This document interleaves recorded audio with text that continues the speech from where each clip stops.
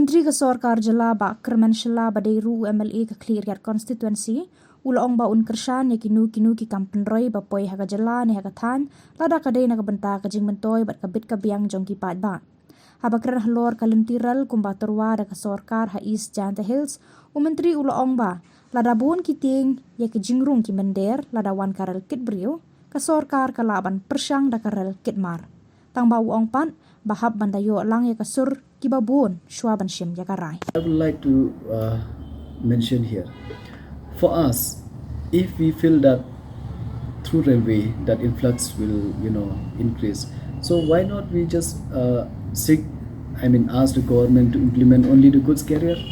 Because goods carrier, I believe that nothing will happen with influx, nothing to do with influx. It will just help us because the good carriers, it will reduce the cost of the materials, especially when we import something from outside the state. So that's why I said here, to judge whether it's good or bad is too early. We have to know what exactly, because good carriers and public carriers, we can choose. If we feel that we don't want public carrier, even the government concerned also about that. If we have train station, at least the good carriers.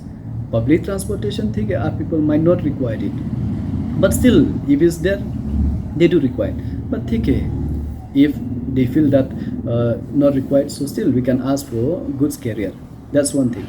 If we have a goods carrier, this overloaded truck, especially the big trucks, which we comply through this national highway, because of them, we have seen that witness lots of accident happen and lots of this thing, road damage has been done.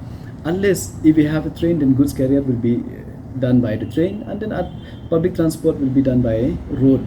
So the road condition also will be good, and public will have no traffic problems. That is what I feel my personal. But in the end, public's concern is very important.